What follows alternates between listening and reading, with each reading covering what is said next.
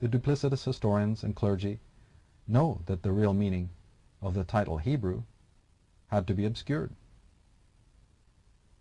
It was noted that the word was similar to Apiru, which referred to thieves, wanderers, and vagabonds, or to simple shepherds seeking refuge in Egypt due to droughts. Such refugees did exist, and were bound to sustain themselves in Egypt by performing menial tasks.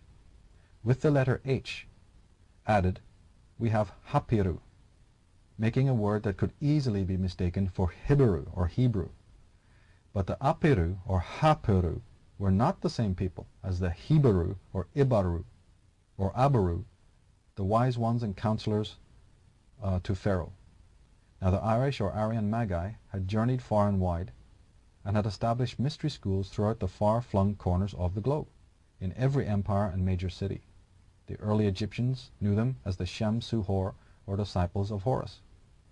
And a while ago we came across that when we looked at Albert Churchward's discovery of the parchment that talked about the builder and the designer of the Great Pyramid in Egypt, and that this man was of the company of what he called the disciples or the followers of Horus, Horus being the falcon-headed sun god, from which we get terms like hour, hours of the day, the Horus, the horizon, the great sun god of Egypt. Well, the Shem Suhor, here we have them again. The Shem Suhor are the Druids in an Egyptian context. They existed in pre-dynastic times. They were temple builders, they were astronomers and astrologers, they were teachers, and they were the ones who are the primordial Hebrew, not the Apiru, that just simply meant a visitor to your land, a refugee. And it's known by historians that there were great famines, that Egypt was the breadbasket for all people in the surrounding districts and lands, from as far away as Mesopotamia, as far away as Palestine. In times of great famine, they would all descend on Egypt, hoping to be looked after, you see. And there was also on Santorini, the eruption of Mount Thera, which has now come to light, which also caused devastation in that region. And again, Egypt, although Egypt was shaken desperately itself, all the people of the surrounding countries looked to Egypt as the breadbasket, looked there for their survival. So, Egypt had severe immigration problems of its own during that time. But the word Hebrew can also be traced to the Gaelic Heber or Eber, meaning the fire or the sun. A Hebrew or an Iberu was a priest of the sun. We're talking solar cult here. The word did not refer to a race or nation, as we've been told by duplicitous historians.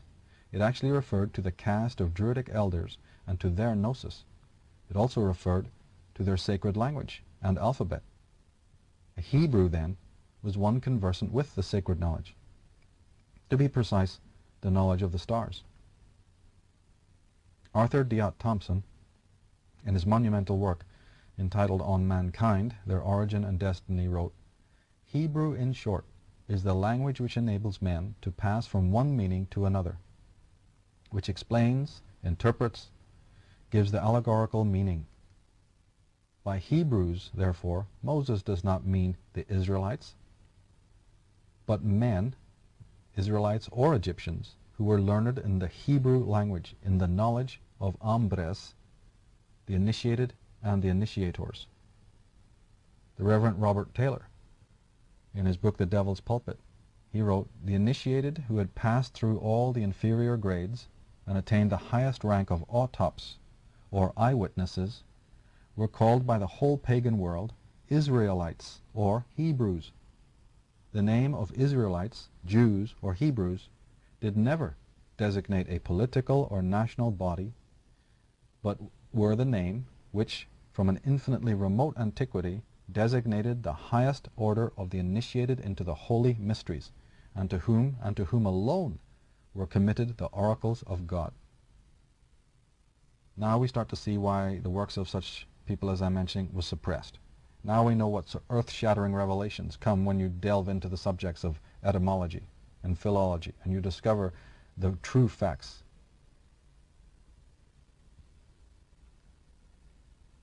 So in short, the ancient name of the land of Ireland was Hibernia. Okay, so the ancient name for the land of Ireland was Hibernia. and the Irish were often known as the Hibernians. This is a Gaelic word, and it also denoted those tribes that inhabited Spain. In fact, Spain's olden name was Iberia, because the letter H is often silent. In short, the original Hebrews were the Irish.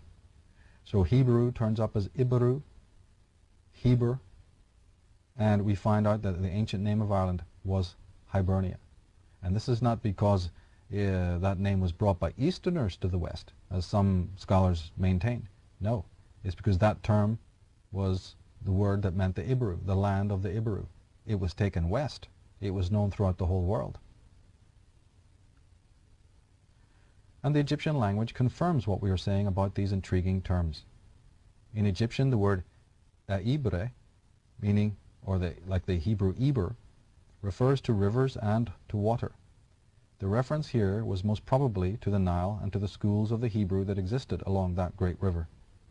With the letter H added to the beginning of the word, we have the Eber, meaning men of the river. Rivers were always considered sacred to the ancients. The Rhine River, for instance, takes its name from the Germanic word Rhun, meaning sacred knowledge or source of wisdom. Men of the river, therefore, refer to those of the underground stream of hermetic knowledge. In the papyrus of Hunefer, of the Egyptian Book of the Dead, we see Osiris enthroned upon the sacred river or pool of water from which arises the papyrus plant with the 4 sons of Horus. So whether you're talking about the Indus or the Ganges or the Saraswati, you're talking about the Nile or you're talking about the Rhine or any other river, river was always sacred. This is where a lot of communities developed. This is where the mystery schools are. This is where the temples were built. This is why the symbol of the river is found in Washington, D.C., with the obelisk and the Washington Capitol.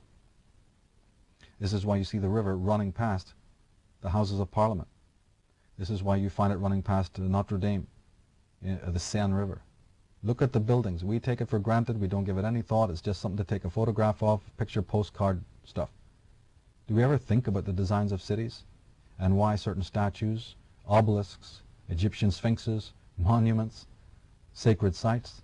Just take a trip along the Thames and make sure you bring your etymology pen and notepad with you, because the names, even the names of the towns and locales along rivers like the Thames, for instance. What about the Mississippi in America?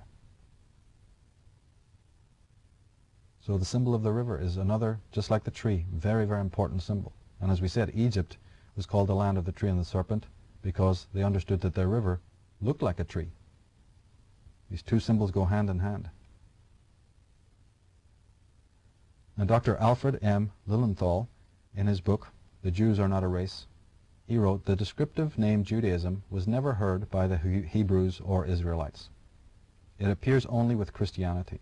Flavius Josephus was one of the first to use the name in his recital of the war with the Romans to connote a totality of beliefs, moral commandments, religious practices, and ceremonial institutions of Galilee, which he believed superior to rival Hellenism.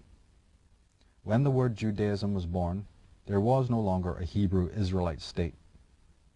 The people who embraced the creed of Judaism were already a mix of many races and strains, and this diversification was rapidly growing. Okay, so we owe it all to historians as duplicitous and as fraudulent as Josephus Piso, Flavius Josephus Piso, who just pulls this name out of the thin air, tags it and attaches it to something that it has no business doing, and the world then merrily goes on its way. We never ask, we never stop and say, what was the ancient meaning of that word? Where did it come from? Because when you do that, when you are a Conor McDowry and you do ask these questions, and you find out such a fantastic story, an alternative story of history, look what opens up. Look how many lies fall away.